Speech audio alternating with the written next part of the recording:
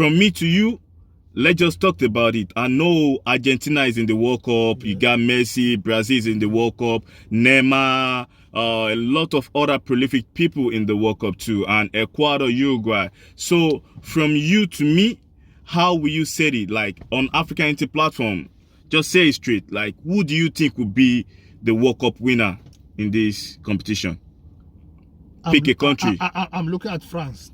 Okay, you picked France, right? Yes. So in this, Mr. Steven picked France, yes. And on my own side, I picked Brazil to be the Qatar 2022 World Cup team to win the World Cup. So we're gonna look out to the country that will win the World Cup. And on my platform, I give it out to anybody that comment in the comment section the country that you picked that is gonna win the World Cup. If you comment in the comment section on this topic, I'm going to pick the winner, and when the World Cup ends, I'm going to give $100 to anybody that picked the right country to win the World Cup. The reason why they say this Qatar 2022 World Cup is a controversy World Cup is the reason, and a lot of enormous, controversy issues that come with it, like bribery issue, and a lot of people, permanent migrant that was working on this stadiums, the beautiful venues, the beautiful metro links, building infrastructure in Qatar, modern day Qatar, that a lot of people that go to the World Cup is going to see now.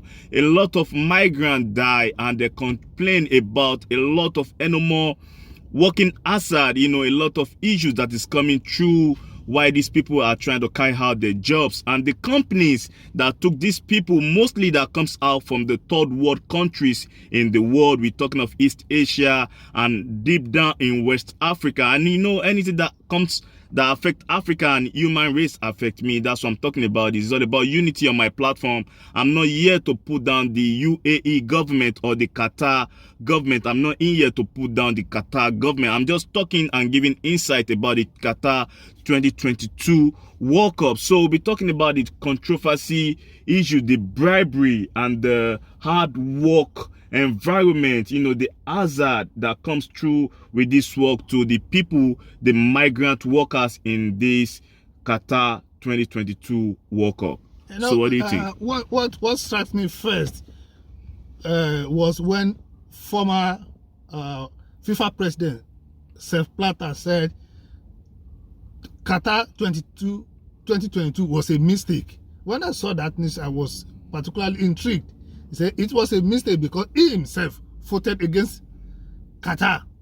He did not expect Qatar to win. So something must have gone behind him for the award of that hosting right to Qatar. Okay, so I like what you say, Mr. Steven. So let me come in with this.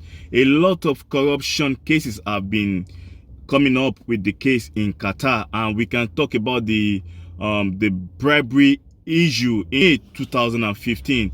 The Swiss authorities raided and shut down the Zurich hotel and arrested 7 high-ranking FIFA officials. This followed by a lot of investigation by the FBI that go into this issue to expose a decade-long criminal conspiracy at the top of the game of football. And this issue see a lot of FIFA officials had, they get arrested, and a lot of people took out of football completely. We can talk of Sepp Blatter, we can talk of Michel Platini, talk of a lot of other people on the home ground in Africa, the former CAF chairman from Cameroon, Issa Ayatu, and a lot of other people too in Nigeria and other places too in Africa. This is a bad reputation for the FIFA organization, the body of football. So this comes with it.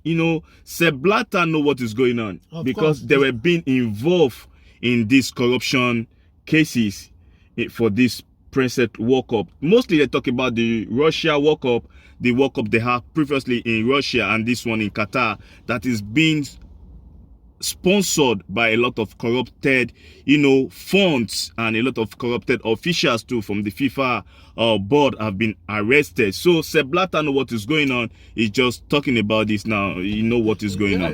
Whatever Sepp Blatter says It's an authority. It's an informed sources. You cannot know. You cannot know FIFA more than Sepp Blatter.